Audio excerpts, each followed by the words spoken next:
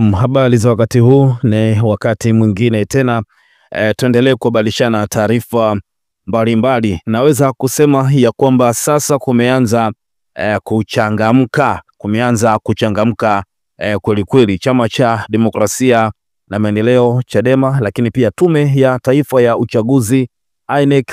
Hatimaye mwenyekiti wa Tume Huru ya Taifa ya Uchaguzi INEC Jaji Jacob Mwambegele ameweza kumjibu mwanasheria mkuu wa chama cha Chadema Dr. Nshala, ambaye alijitokeza na kuzungumza na waandishi wa habari siku ya jana kuhusu kila ambacho tume ya uchaguzi ilitangaza ya kwamba Chadema imekosa sifa ya kushiriki katika uchaguzi mkuu 2025, na sababu ni kutokutia saini maadili ya uchaguzi katika kikao ambacho kilifanyika Dodoma kati ya Tume ya Taifa ya Uchaguzi, vyama vya siasa vilivyosajiliwa, lakini pia pamoja na serikali, na vyama 18 pekee ndivyo vilivyotia saini maadili ya uchaguzi na hivyo kukizi sifa au vigezo vya kushiriki katika uchaguzi, na ni Chadema pekee ambayo katibu mkuu wake John Mnyika hakufika kutia saini maadili ya uchaguzi. Nikukumbushe kwanza kidogo kabla tuangalia hiki ambacho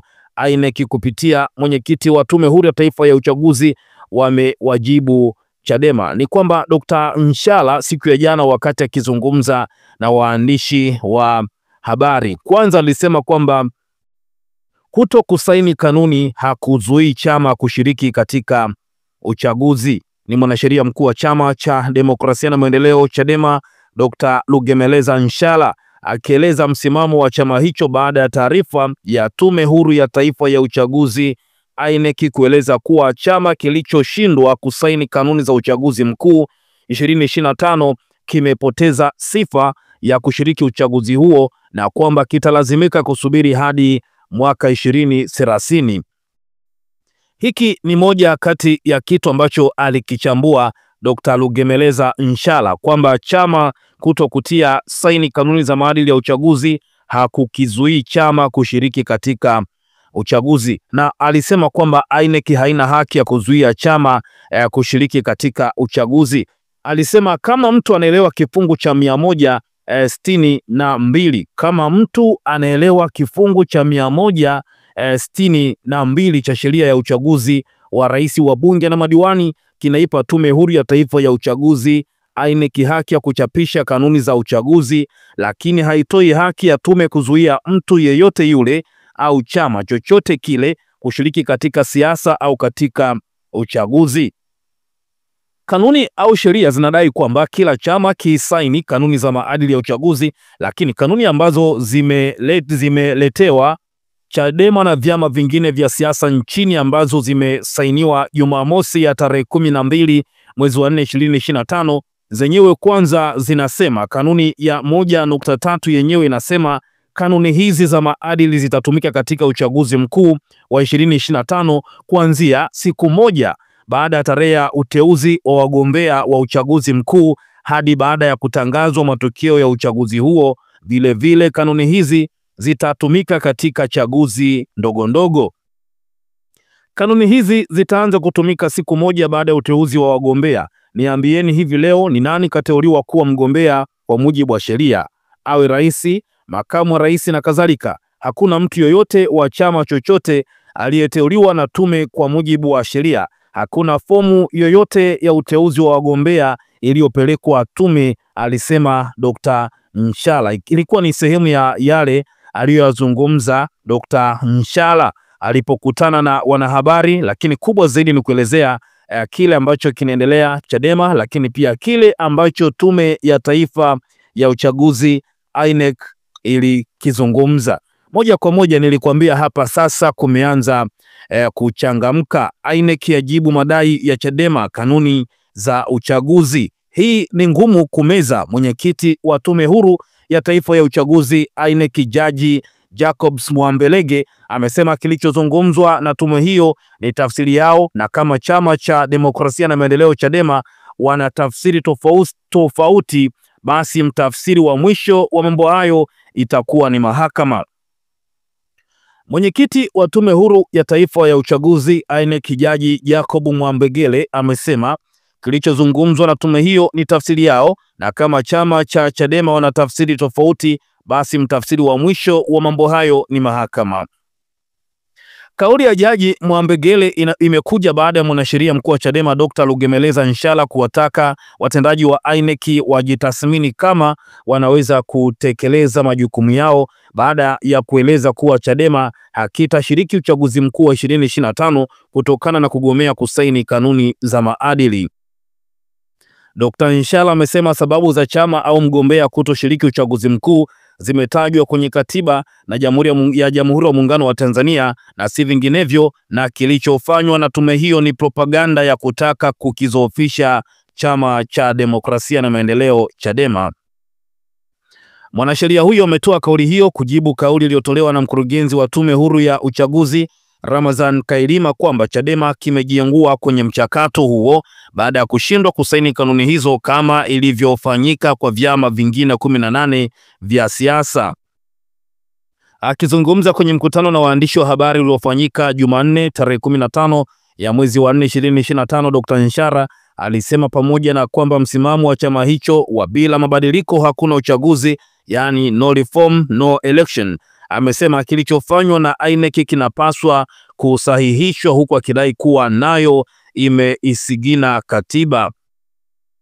Walichokifanya ni upotoshaji mkubwa wa sheria na kanuni zenyewe wanazosema wamesaini, na kikubwa zaidi katiba ya sasa, sifa za chama kugombea au kushiriki zimeainishwa na katiba na sifa za wagombea kugombea zimeainishwa na katiba, amesema.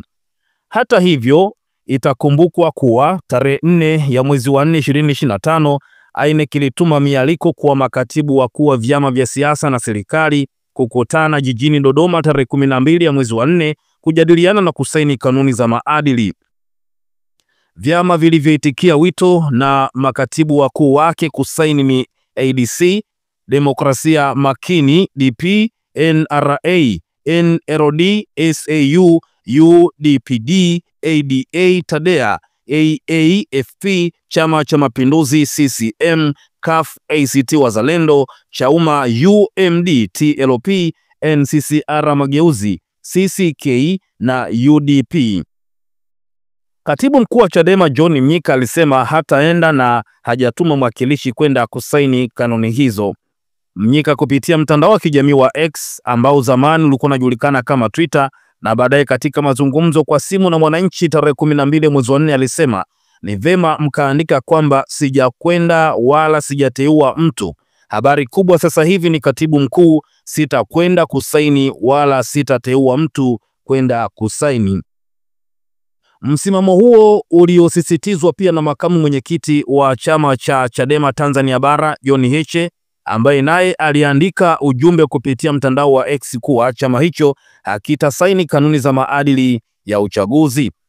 Msimamo wa viongozi hao unaendana na ajenda ya Chadema ya no reform no election, ambayo chama hicho kimeshaweka wazi kwamba kama hakutakuwa na mabadiliko ya mifumo na sheria za uchaguzi, hakutakuwa na uchaguzi. Lakini Dr. Nshala amesema kutokusaini kanuni hizo za maadili ya uchaguzi si miongoni mwa sababu iliyotajwa na katiba iliyopitishwa na kupewa mamlaka na bunge kwa kuitungia sheria, na kwa maana hiyo inapoka haki ya vyama vya siasa, wanachama na wagombea wao kushiriki.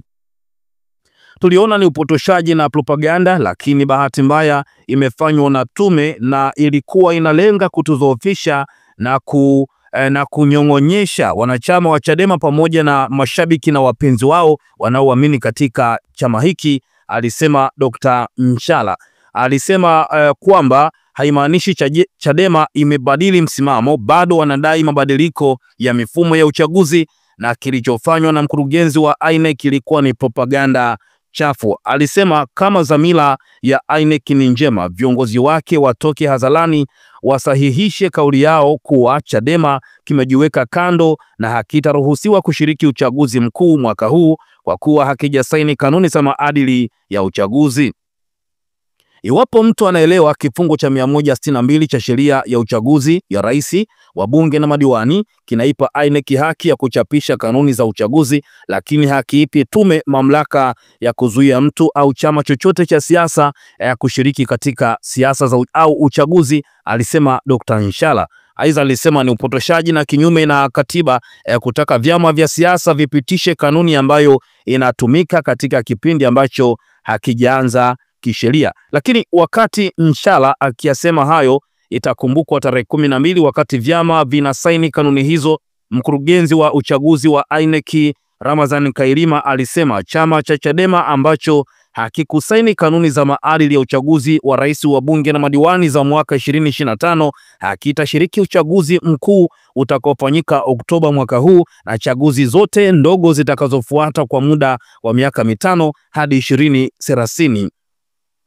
Alisema utaratibu wa kusaini kanuni hizo ulipangwa kuwa siku hiyo tu na hakutakuwa na siku nyingine. Kwa maana hiyo, chama ambacho hakikusaini hakitaweza kushiriki uchaguzi na chaguzi nyingine ndogo zinazofuata katika kipindi cha miaka 5, kwa sababu kanuni hizi uhai wake ni ndani ya miaka 5 kuanzia uchaguzi mkuu huu, alifafanua Kailima. Hata hivyo, wakili Nshala alirejelea hukumu ya kihistoria iliyotolewa na mahakama ya rufani Januari 31 mwaka 1995 katika kesi ya mwanasheria mkuu wa serikali Radio Tanzania Dar es Salaam na kesi nyingine dhidi ya Dr. Amani Kaburu. Kulingana naye, mahakama iliamua kwamba msingi wa katiba ya Tanzania lazima uhakikishe uchaguzi huru na wa haki, na ukiukaji wowote wa kanuni hiyo unafanya mchakato wa uchaguzi kuwa haramu. Uamuzi ulikuwa wazi: tume ya uchaguzi haiwezi kukingwa dhidi ya kuchunguzwa kisheria kama inakiuka masharti ya kikatiba au sheria za kitaifa, Dr. Nshala alieleza, akiongeza kuwa INEC lazima ifanye kazi kikamilifu ndani ya mifumo ya kisheria na kikatiba. Dr. Nshala alisema chombo cha sasa cha uchaguzi kinachoongozwa na majaji akiwemo mwenyekiti Jacobo Mwambegele, makamu mwenyekiti Jaji Mbaruku mstaafu na Jaji Asina wa Mahakama Kuu kingezingatia uamuzi wa mahakama unaolinda misingi ya demokrasia. Amepinga sababu za kulazimisha vyama vya siasa kusaini kanuni za maadili kabla ya muda wake, akitolea mfano wa mkurugenzi wa INEC Ramadhan Kailima tarehe 12 mwezi wa 4 2025 alipotangaza kuwa toleo la mwisho la kanuni hizo lilitumwa kwa vyama vya siasa mwezi wa 3 kwa ajili ya kupata maoni, na marekebisho ya mwisho yaliwasilishwa tarehe 4 ya mwezi wa 4 kabla ya kuitwa kusaini tarehe 12 ya mwezi wa 4 mwaka huu mjini Dodoma. Chadema haikutia saini, na kwa sababu za msingi sheria ya uchaguzi zimevurugika, haziendani na katiba ya Jamhuri ya Muungano wa Tanzania na haziakisi kanuni za msingi za mchakato wa uchaguzi huru na wa haki, alisema. Alisisitiza kuwa kushiriki katika mchakato huo wa uchaguzi wenye dosari ni sawa na usaliti wa kikatiba. Akizungumzia hilo, mwenyekiti wa INEC Jaji wa Rufaa Jacobs Mwambegele amesema kilichozungumzwa na tume hiyo ni tafsiri yao, huku akisema kama Chadema wana tafsiri tofauti, basi mtafsiri wa mwisho wa mambo hayo ni mahakama. Mahakama ni mtafsiri wa mwisho, inaweza kusema kipi sahihi, na ni suala la kutafsiri tu. Katiba imesema hivi na sheria zinasema hivi na kanuni zinasema hivi, kwa hiyo msimamo ni upi? Tume Huru ya Taifa ya Uchaguzi tulitoa tafsiri yetu, maana yake wewe usiposaini hutashiriki kwenye uchaguzi, amesema. Kulingana na Jaji Mwambegele, taasisi hiyo haitaki kubishana na Chadema kwenye mitandao ya kijamii, huku akieleza kwanza wameshatoa msimamo, hawana nia ya kushiriki uchaguzi. Sasa mbona wanataka tuanze kubishana kwenye tafsiri? Ni sawa uko na jirani yako unasema utanunua mbuzi, itakuwa na mfunga na kumlinda sehemu hii, alafu mnaanza kubishana tena na jirani, huwezi kuilisha hapa, hii ni sehemu yako, na kuanza kugombana wakati mbuzi mwenyewe haujanunuliwa, amesema. Amesema amekuwa akisoma kwenye mitandao ya kijamii wakidai hawatashiriki uchaguzi huo na hawana mpango wa kusaini kanuni hizo, na sababu wanazitoa kwa nini wasifanye hivyo. Wakati huo huo, baada ya ajenda ya no reforms no election ya Chadema kukabiliana na vikwazo katika kanda ya kusini, hatimaye viongozi wa chama hicho wameibuka kanda ya Pwani inayojumuisha mikoa ya Dar es Salaam na Pwani. Ajenda ya no reform no election, yani bila mabadiliko hakuna uchaguzi, yenye lengo la kuielimisha jamii au umma kuhusu hatua ya chama hicho ya kuishinikiza serikali kubadilisha mfumo wa uchaguzi ili kuwepo kwa haki sawa kwa vyama vyote, ilianza Machi 23 hadi 29, 2025 katika mikoa ya Mbeya, Iringa, Rukwa, Songwe pamoja na Njombe. Baada ya mikoa hiyo, ziara za viongozi wakuu wa chama hicho zilihamia katika mikoa ya Lindi, Mtwara na Ruvuma kuanzia tarehe 4 ya mwezi wa 4 hadi tarehe 10 ya mwezi wa 4 2025, ambapo ilikumbana na kikwazo katika mkutano wa kuhitimisha ziara hiyo baada ya jeshi la polisi mkoa wa Ruvuma kusitisha vibali vya mikutano yote mkoani humo. Baada ya misukosuko hiyo, hatimaye chama hicho kimetangaza kuanza kwa kampeni hiyo katika kanda ya Pwani, ambapo kuanzia tarehe 16 ya mwezi wa 4 2025 kitaongozwa na makamu mwenyekiti wa chama hicho Tanzania Bara John Heche, naibu katibu wa Chadema Tanzania Bara Aman Golugwa na viongozi wengine wa mabaraza ya chama hicho. Wengine ni wajumbe wa kamati kuu akiwemo Boniface Jacob ambaye pia ni mwenyekiti wa kanda hiyo. Kuendelea kwa kampeni hiyo kunakuja katika kipindi ambacho mwenyekiti wa chama hicho Tundu Lissu yupo rumande akisubiri kukamilika kwa upelelezi wa shitaka la uhaini ambalo limefunguliwa na jamhuri dhidi yake. Kampeni hiyo inaibuka tena katika nyakati ambazo chama hicho kimepigwa rungu la kutokushiriki uchaguzi mkuu wa Oktoba 2025 baada ya kususia kusaini kanuni za maadili ya uchaguzi wa rais, wa bunge na madiwani zilizosainiwa jijini Dodoma tarehe 12 ya mwezi wa 4 2025. Taarifa ya INEC imeibua mjadala wa wadau wa siasa na sheria wakihoji inawezekanaje chama kilazimishwa kusaini siku iliyopangwa na tume ilhali sheria haikuweka ukomo wa siku kwa wanaotakiwa kutia saini. Nimesema pana zidi kuchangamka, basi tuzidi kufuatilia zaidi tujue nini ambacho kinaendelea. Lakini mwenyekiti wa Tume Huru ya Taifa ya Uchaguzi INEC Jaji Jacobs Mwambegele amesema kilichozungumzwa na tume hiyo ni tafsiri yao, na kama Chama cha Demokrasia na Maendeleo Chadema wana tafsiri tofauti, basi mtafsiri wa mwisho wa mambo hayo atakuwa ni mahakama. Toche maoni yako, lakini nasema wakati mwingine tena endelea kutufuatilia zaidi, mambo mengi mazuri yanakujia. Kubwa zaidi hakikisha tu ya kwamba unakaa karibu nasi, tega sikio lako uweze kuhabarika na kufahamu kitu gani ambacho kinaendelea.